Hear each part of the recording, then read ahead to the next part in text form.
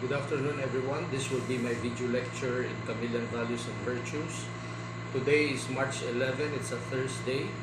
So before I begin my lecture about the contributions of Carl Rogers, another humanist psychologist, let us have a review first about the uh, hierarchy of needs by Abraham Maslow.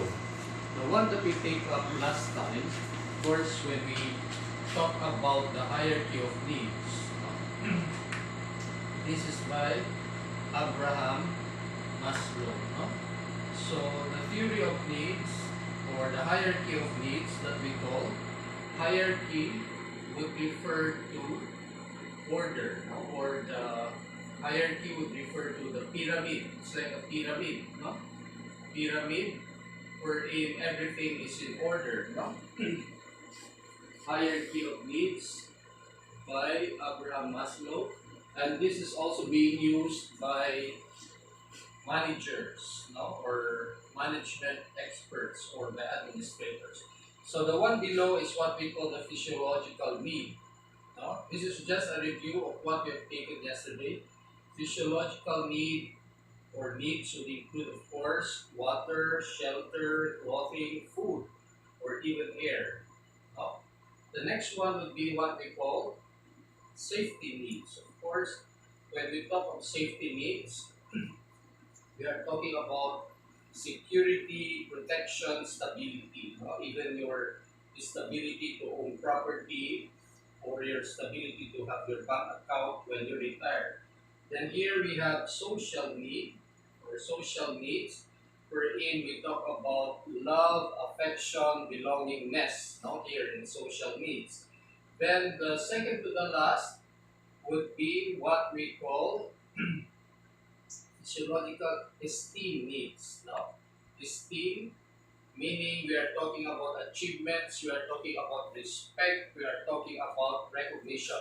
And this, the apex or the top would be self-actualization. Now, you may ask, is this really achieved by an individual, no? The self-actualization? Well, uh, according to some theorists, not all can go up here, no? Dito sa pinakataas, no? Because of course, they still have to meet all this before going there at the top or at the apex, no? So we will study today the work of another humanist psychologist in the person of Carl Rogers, no?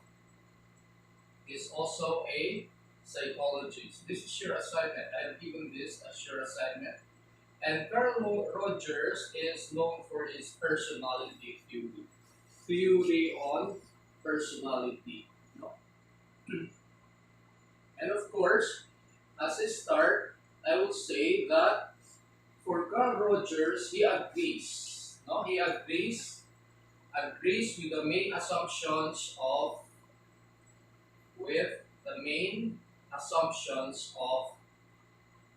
Abraham Maslow. No? It's just that he would like to focus on this, yung self-actualization, the one at the top, wherein how can we meet self-actualization? No? So that is the work or contribution of Carl Rogers. No? Before I start with self-actualization, you may have a concept about what we mean by self-actualization. Well, when we talk about self-actualization, we are talking about you are able to achieve, no, your full potentials as an individual. By what we mean by achieving your full potential is that you have maximized your capabilities and you are happy and well balanced in your life. No, the term, other terms for self actualization is actually self fulfillment, or you have fulfilled the maximum, no, the optimal capability for you to be an individual or a person. No, so according to this guy Carl Rogers, no, how are we going to meet the apex? No, when I talk about the apex, it's the top. No, yung the top in the hierarchy of needs of Abraham Maslow. No, so how do we achieve self-actualization? Well, he assumed or he posited certain conditions. No, there are conditions by which you could achieve self-actualization. And the first one, he said, you can achieve self-actualization by with the right environment. Well, I need not explain what environment means. No, when we talk of environment, according to this guy, the environment that we need in order to self-actualize would be the first would be an environment which is characterized by genuineness. No? Genuineness. Ito yung sinasabi natin authentic. No? When we talk of genuineness, we talk about openness. No? Or what we call self-disclosure. No? So in your family, dapat everything, the environment should be open. No? Nothing is being done in secret. No? Everything is disclosed. No? So this is the first characteristic of a good environment so that you could self-actualize according to Carl Rogers. The second would be, of course, an environment where there is acceptance. No? When we talk about acceptance, we are talking about you have the capability or you have the tendency to be seen with unconditional, positive regard. Now, I will talk about this later on. Acceptance. So when we talk of acceptance, remember the phrase unconditional positive regard here. Unconditional positive regard. This means that you are being accepted of who you are, no? Regardless of who you are. Then in your family, you are being accepted, no? Even if you have committed mistakes, or you have inadequacies, or you are, say for instance, you have disabilities, you are being accepted still by your family. Now, so the third characteristic of an environment that is very good for self-actualization is, of course, it is characterized by what we call empathy. Now, what is empathy? Of course, you have learned before that empathy is makisa ka, no makisa, meaning you are being listened to, pinapakinggan ka, and accepted. No? So this, according to Carl Rogers, anyway, this is your assignment. I suppose that you know all this. No? This is the kind of environment, according to Carl Rogers, where it would be very easy for you to self-actualize. Now, where do you find this most of the time? Well, this environment, of course, would come usually from your childhood experiences. No? So, very important would be your childhood experiences. And also, aside from that, of course, the evaluation by others, no? By your friends, by your peers, by whoever is your acquaintance, evaluation by others. No? So, meaning to say that who you are would depend on the experiences that you had in your childhood. And also the way you are evaluated by others is what you manifest to them as who you are. Also, this is the first condition by Carl Rogers. It has to be a very good environment, and that environment has been characterized by genuineness, acceptance, and empathy. So what is the second condition? So that it will be easier for you to self-actualize, because we are talking still of self-actualization. How are we going to achieve self-actualization? Well, the first one is by your environment. The second condition is what we call congruence. Congruence meaning in harmony or in agreement. Congruence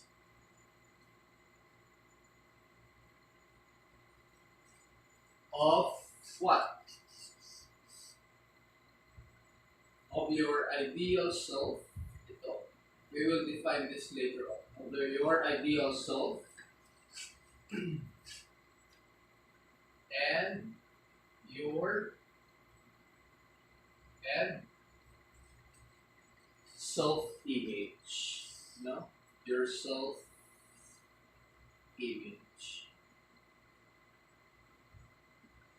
So the more congruent your ideal self is, well, when we talk of this ideal self, what are we talking about? The ideal self is what you would like to be or to become. No, that's your ideal self. So it's more of a what's that? It's more of a very futuristic idea of yourself. What you would like to be or to become. Ito yung ideal self. What you would like yourself to be. Okay? To be. Of course, it may be something that is you are good, you are excellent, you are intelligent. That is your ideal self. You are kind, etc., etc. No, it's more futuristic. No, what you would like yourself to be. No, to be, and your self-image here. This is now the concept of or the notion of yourself. Your self-image, on the other hand, would pertain or would refer to what you show. What you show, or what we call your actual behavior. Actual behavior. Wanya? So here, it's your idea. It's more futuristic. Your self-image, according to Carl Rogers, would now be your actual behavior. So if these two, no, your ideal self and your self-image are congruent, no? Sinasabi niya, congruent, meaning in harmony or in agreement. Pag medyo incongruent, magkalapit yung self pinapakita mo and also your ideal self, then if it is congruent, your self-esteem.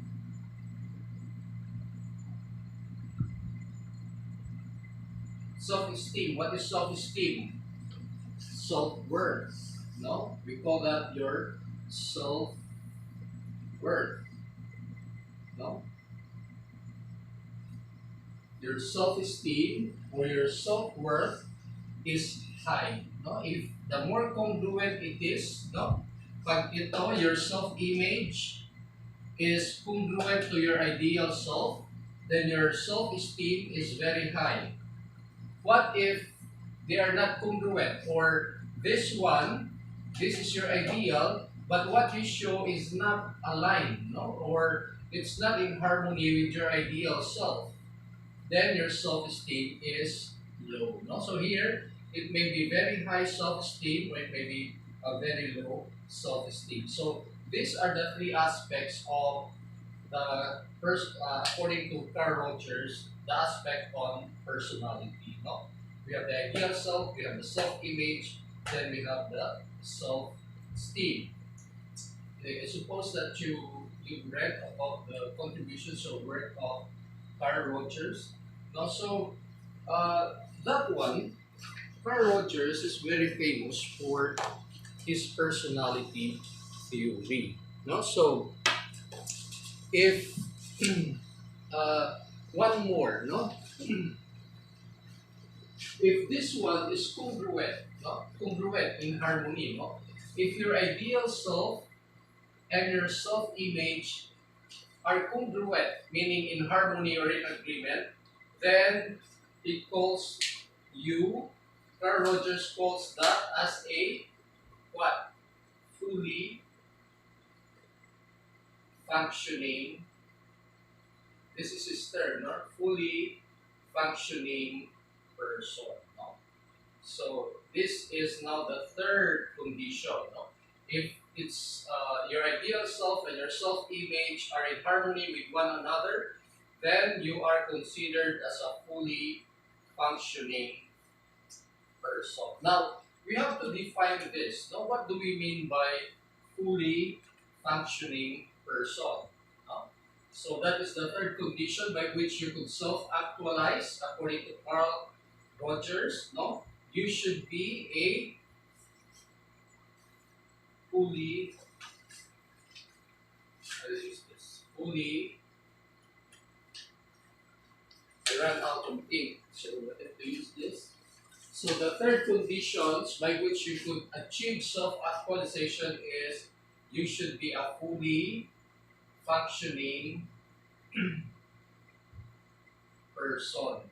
No? So we have to define this. Now, what is a fully functioning person? Well, the first characteristics of a fully functioning person, the characteristics of a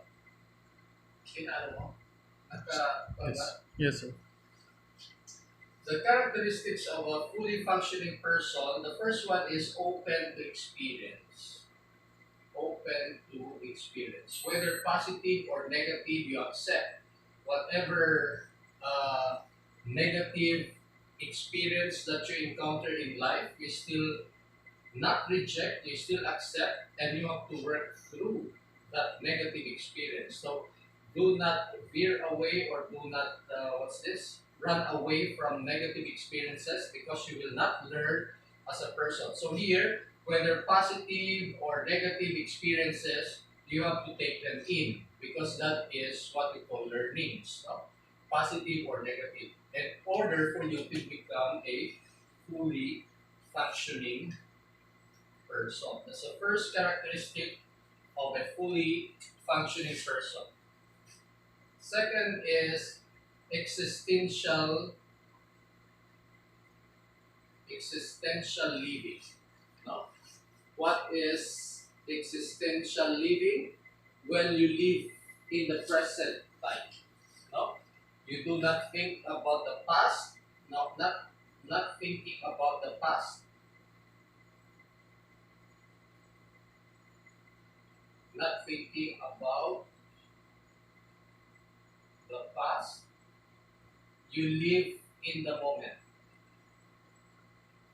Past nor future. No, not thinking about the past nor future. In short, you live for the moment. You live for the moment. No? So, ngayon ka dapat nabubuhay. No?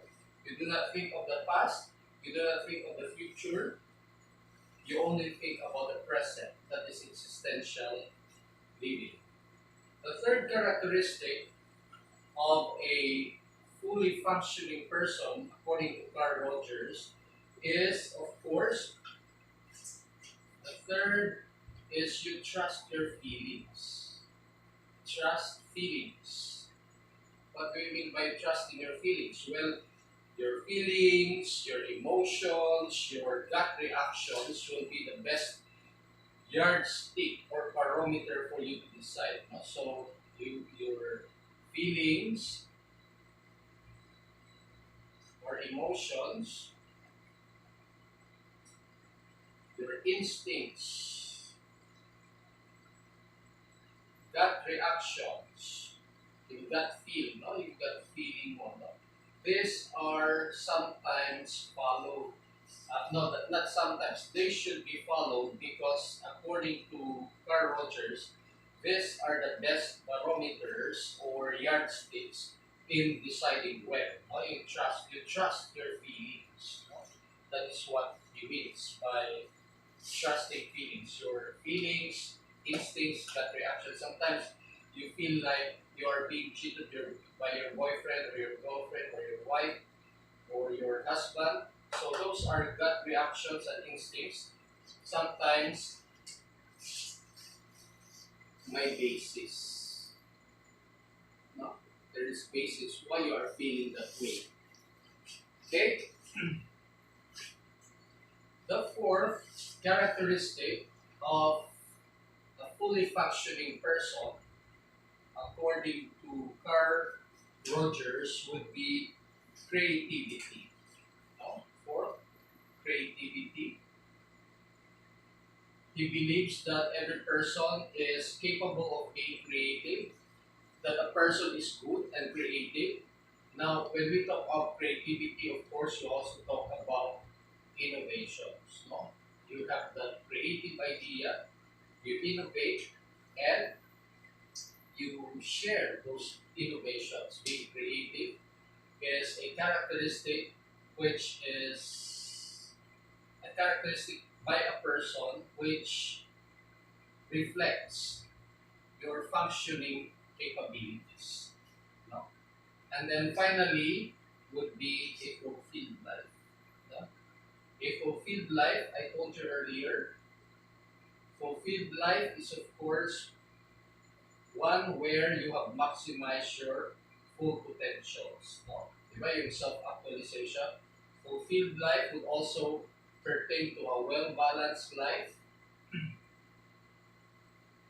Well-balanced life, or to make it simpler, we call it your happy life because you have already achieved your full potentials in life. So these are the characteristics of a fully functioning person, which is one of the conditions on how you could self-actualize. Now, I suppose that you have read the contributions of Carl Rogers. So you keep on reading. I think your assignment number 5 has also something to do with his work and also the psychoanalytic theory, which I was asking you to summarize. Okay, that is all for today. Good afternoon, everyone.